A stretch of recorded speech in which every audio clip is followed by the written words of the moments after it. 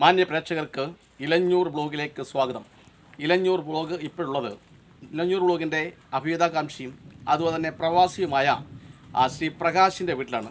അദ്ദേഹം ഇലഞ്ഞൂർ ബ്ലോഗിൽ നിന്നും പ്രചോദനം ഉൾക്കൊണ്ട് ചില കൃഷികളൊക്കെ ചെയ്യുകയും അങ്ങനെ അതിൻ്റെ നിരീക്ഷണത്തിന് വേണ്ടിയാണ് ഇലഞ്ഞൂർ ബ്ലോഗിനെ ഇവിടേക്ക് ക്ഷണിക്കുകയുള്ളത്. നമുക്ക് അദ്ദേഹവുമായി കാര്യങ്ങളൊക്കെ പങ്കിടാം. ഹായ് പ്രകാശ്. നമസ്കാരം. അപ്പോൾ എന്തൊക്കെയാണ് സാറിനെ പ്രതീക്ഷിച്ചിരുന്നത്?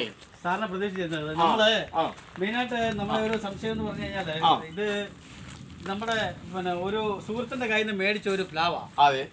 അപ്പം ഇത് വാങ്ങി നട്ടിട്ട് ഏകദേശം 3 വർഷമായി. അത് ശരി. അപ്പം ആദ്യത്തെ പ്രാവശ്യം ഒരു 5-8 ചക്കയൊക്കെ കിട്ടി. അത് ശരി. പക്ഷെ അതിനുശേഷം ഇത് കായ്ക്കുന്നില്ല. അത് ശരി.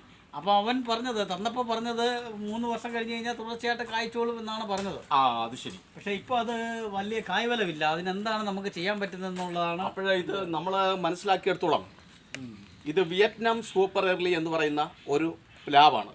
വിയറ്റ്നാം സൂപ്പർ എർലിയുടെ ഒരു പ്രത്യേകത എന്ന് വെച്ചാൽ നമ്മുടെ നാടൻ പ്ലാവിൻ്റെ കൂട്ടല്ല. ഇത് ഈ ഡ്രമ്മിൽ ഒക്കെ വളർത്താൻ വേണ്ടി ഉണ്ടാക്കിയ രൂപകൽപ്പന ചെയ്ത ഒരു പ്ലാവനമാണ്. അതുകൊണ്ട് തന്നെ ഇതിൻ്റെ വേരിന് ധാരാളം വിസ്തൃതിയിലേക്ക് പോകാൻ കഴിയില്ല. ഒരു 1.5-2 അടി വിസ്തൃതിയിൽ മാത്രമേ ഇതിൻ്റെ വേര് ഉള്ളൂ. അപ്പോൾ അതുകൊണ്ട് തന്നെ നമ്മൾ ചെയ്യേണ്ട ഒരു കാര്യം എന്ന് വെച്ചാൽ അത്രയും ഭാഗം നമ്മൾ ചെറുതായിട്ടൊന്ന് റൗണ്ട് ചെയ്യണം. റൗണ്ട് ചെയ്തതിന് ശേഷം വേപ്പിൻ പിണ്ണാക്കും എല്ലുപൊടിയും കമ്പോസ്റ്റ് വളവും ഒരു 10-15 കിലോയോളം മണ്ണൂടെ ചേർത്ത് നമ്മൾ ആ റൗണ്ടിനകത്ത് ഇട്ട് കൊടുക്കണം. അതിനുശേഷം അതുപോലെ തന്നെ ഇത് വെള്ളം ഒന്നും ഇതിൻ്റെ വേരിന് ദൂരെ പോയി വലിച്ചെടുക്കാൻ പറ്റത്തില്ല.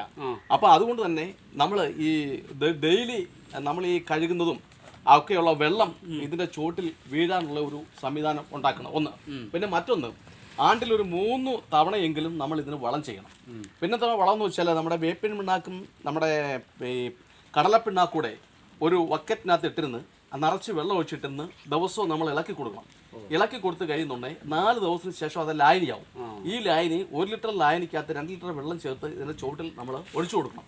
അതുകൂടാതെ ഏറ്റവും മറ്റൊരു പ്രത്യേകത എന്ന് വെച്ചാൽ ഈ വിയറ്റ്നാം സൂപ്പർ എർലിയുടെ ഒരു പ്രത്യേകത എന്ന് വെച്ചാൽ ഇതിൻ്റെ ചില ശിഖരങ്ങൾ കൂടി മുറിച്ച് കളയണം. ഇപ്പം കുറേ ശിഖരങ്ങളില്ലെന്ന് എങ്കിലും ചില ശിഖരങ്ങൾ കൂടി, ചെറിയ ശിഖരങ്ങൾ കൂടി മുറിച്ച് കളയണം. കാരണം ഈ ശിഖരങ്ങളിലൂടെ നിൽക്കുന്നുണ്ടെങ്കിൽ ഇത് വലിച്ചെടുക്കുന്ന ഈ ആഹാരം അതിൻ്റെ ഈ ശിഖരങ്ങളിലൂടെ വളരാൻ വേണ്ടി ചിലവഴിക്കുന്ന ചക്ക ഉൽപ്പാദനം കുറയും. അതുകൊണ്ട് തന്നെ ചെറിയ ശിഖരങ്ങൾ, പ്രയോജനമില്ലാത്ത ശിഖരങ്ങൾ മുറിച്ച് കളയുക. മുറിച്ച് കളയുമ്പോൾ ധാരാളമായ സൂര്യപ്രകാശം ഇതിൻ്റെ തടിയൽ സൂര്യപ്രകാശം പതിക്കും. അപ്പോൾ നമ്മൾക്ക് ഈ ഭക്ഷണത്തിലൂടെ ചില ദുർമേധസ് നമ്മുടെ ശരീരത്തിൽ അടിഞ്ഞുകൂടുന്ന പോലെ തന്നെ ഈ വിയറ്റ്നാം സൂപ്പർ എർലി എന്ന് പറയുന്ന ഇതിൻ്റെ ഈ പ്ലാവിൻ്റെ തടിയിൽ കൊഴുപ്പടിഞ്ഞു കൂടും. അപ്പോൾ ഈ കൊഴുപ്പ് ഉരുകിപ്പോകാനും കൊഴുപ്പിൻ്റെ വീര്യത കുറയാനും ഈ സൂര്യപ്രകാശം അത്യാവശ്യമാണ്. അപ്പോൾ അതിനുശേഷം നമ്മുടെ ഒരാൾ ഹൈറ്റിൽ ഒരു പാവാട കെട്ടണം. പാവാട എന്ന് വെച്ചാൽ തുണിയോ ചാക്കോ എന്തെങ്കിലും വട്ടത്തിൽ ചുറ്റി ഒരു കെട്ടിടണം. അങ്ങനെ ചെയ്യാമെങ്കിൽ ഇത് വർഷത്തിൽ 2 പ്രാവശ്യം കായ്ക്കുന്ന 1-ാം തരം വിയറ്റ്നാം സൂപ്പർ എർലിയാണ്. അപ്പം 2 പ്രാവശ്യം വർഷത്തിൽ കായ്ക്കും, വലിയ ചക്കയും കിട്ടും. അപ്പോൾ ഇതിന് നമ്മൾ അറിഞ്ഞിരിക്കേണ്ട ഒരു പ്രധാനപ്പെട്ട കാരണം ഒരു 50 കിലോ വളം എങ്കിലും ഒരു വർഷത്തിൽ ഇതിന് ചോട്ടിൽ വീഴണം. കാരണം ലോകത്തിൽ ഏറ്റവും വലിയ പഴങ്ങൾ ലഭിക്കുന്ന ഒരു വൃക്ഷമാണ് ചക്ക. ചക്കപ്പഴം അത്രയുള്ള പഴം വേറെ ലോകത്തിൽ ഒരിടത്തുമില്ല. അപ്പോൾ ഇത് ചെയ്യാമെങ്കിൽ തീർച്ചയായിട്ടും ഒരു വർഷത്തിൽ 2 പ്രാവശ്യം ഇതിൽ നിന്നും ഫലം ലഭിക്കും. എന്തായാലും പ്രവാസിയായി താങ്കൾ ഇത്തരത്തിൽ കാര്യങ്ങളൊക്കെ ചെയ്യുന്നതിൽ ഞാൻ താങ്കളെ അഭിനന്ദിക്കുന്നുണ്ട്. പിന്നെ ചോദിച്ചത് അതെ. അപ്പം അതേപോലെ തന്നെ ഇപ്പം ഇതിൻ്റെ ഈ ചില സമയത്തൊക്കെ ചക്ക ഉണ്ടാവാറുണ്ട്. അപ്പം നമ്മൾ കുറേ മേളിലായി കഴിയുമ്പോൾ എലമ്പിൽ ഇങ്ങനെ വന്നിട്ട് ഇത് ഇങ്ങനെ ഒടിഞ്ഞ് വീഴാനുള്ള സാധ്യതകളും ഉണ്ട്. അപ്പം ഈ അധികം മേളിൽ ചക്ക വീഴാതിരിക്കാൻ എന്തെങ്കിലും മാർഗങ്ങളുണ്ട്? അവിടെ ഒരു ചക്ക ഉണ്ടായിട്ട് തോന്നുന്നു. അതിന് ചെയ്യേണ്ട കാര്യം നമുക്ക് കൈ എത്തണം വരെയുള്ള ഒരു കണക്കാക്കി അവിടെ ഒരു തുണി കൊണ്ട് ഒരു ചുറ്റി താപ്പട്ടം കിട്ടുക, പാവാടക്ക അവരിടുക എന്ന് പറയും. അങ്ങനെ ഇട്ടിരുന്ന പിന്നെ അതിന് മുകളിലോട്ട് ചക്ക ഉണ്ടാവത്തേ ഇല്ല. പിന്നെ താഴോട്ടേ ചക്ക ഉണ്ടാവത്തുള്ളൂ. സാമാന്യം വലുപ്പമുള്ള നല്ല ചക്ക ഇതിൽ നിന്നും നമുക്ക് ലഭിക്കും. അപ്പോൾ അത് ഒരു ദിവസം നിശ്ചയിക്കാമെങ്കിൽ, ഒരു 4-5 ദിവസം കഴിഞ്ഞ് നിശ്ചയിക്കാമെങ്കിൽ നമുക്ക് ഇത് സംബന്ധിച്ച കാര്യങ്ങൾ മൊത്തം ചെയ്താൽ ഫലവത്തായ ഒരു വൃക്ഷമായിട്ട് നമുക്കിത്. അപ്പോൾ ഞാൻ ഒരു ദിവസം സാറിനോട് ഫ്രീ ആവുള്ള ഒരു സമയത്ത് വിളിച്ചിട്ട് നമുക്ക് സാറിന്റെ പിന്നെ നേതൃത്വത്തിൽ സാറിന്റെ ഒരു ഇതിൽ നമുക്ക് അതെ നമുക്ക് ചെയ്യാം. ഇത് നമുക്കൊരു പുതിയ അറിവും കൂടെ ആണല്ലോ. അതെ അതുപോലെ നമ്മുടെ നമ്മുടെ പ്രേക്ഷകർ നമുക്ക് ഇപ്പം 3000-ഓളം പ്രേക്ഷകരുണ്ട്, 4000-ഓളം പ്രേക്ഷകരുണ്ട്. അപ്പൊ ഇവർക്ക് ഒരു പക്ഷേ ഇതൊരു പുതിയ അറിവായി. തീർച്ചയായിട്ടും. കാരണം പലരും ഇങ്ങനെ പ്ലാവ് വാങ്ങിച്ചു നോക്കുന്നു. ഈ അടുത്ത സമയത്ത് നമ്മുടെ ഒരു പ്രേക്ഷകർ പറഞ്ഞു വിയറ്റ്നാം സൂപ്പർ എർലി വാങ്ങിച്ചു, അത് വച്ചു കഴിഞ്ഞപ്പോൾ ഇതങ്ങ് വാടിപ്പോയി.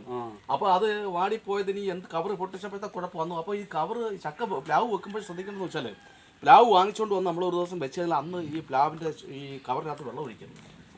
വളരെ ഇലയിൽ മാത്രം നമ്മൾ വെള്ളം സ്പ്രേ ചെയ്ത് കൊടുക്കും. അപ്പം എങ്കിൽ മാത്രമേ ഈ കവറ് നമുക്ക് ഈ പ്ലാവ് മാത്രമായിട്ട് മണ്ണുമായിട്ട് മാത്രം വലിച്ചെടുക്കണം. അപ്പോൾ അതൊക്കെ കുഴപ്പമുണ്ടായതായിരിക്കും അങ്ങനെ പറ്റും. അപ്പോൾ എന്തായാലും നമുക്ക് വളരെ താമസിക്കാതെ ഈ പ്ലാവ് വർഷത്തിൽ 2 പ്രാവശ്യം കായ്ക്കുന്നതിന് വേണ്ട ഒരു സംവിധാനം ശരിയാക്കണം. അപ്പൊ നമ്മുടെ എല്ലാവർക്കും, നമ്മുടെ കൂടെയുള്ള നമ്മുടെ ഫാമിലി മെമ്പേഴ്സ് എല്ലാവർക്കും നമ്മൾ ഇതിന്റെ പ്രോഗ്രസ് ഇത് ഇങ്ങനെ ചെയ്തതിന് ശേഷം ചക്ക ഉണ്ടാവുന്നതും ഇതെല്ലാം നമ്മൾ വീഡിയോയിൽ നമ്മുടെ വീഡിയോയിലുമായിട്ട് പറയണം. അപ്പൊ തീർച്ചയായിട്ടും ഇലഞ്ഞൂർ വ്ലോഗിന്റെ ഇത്തരത്തിലുള്ള വീഡിയോകൾ നിങ്ങൾക്ക് ഇഷ്ടമായെങ്കിൽ, ആദ്യമായിട്ടാണ് നിങ്ങൾ ഈ ചാനൽ കാണുന്നതെങ്കിൽ ദയവായി ലൈക്ക് ചെയ്യാനും ഷെയർ ചെയ്യാനും മറക്കരുത്. നിങ്ങളുടെയൊക്കെ എല്ലാവിധ പ്രോത്സാഹനവും പ്രതീക്ഷിക്കുന്നു. എല്ലാവർക്കും നന്ദി, നമസ്കാരം.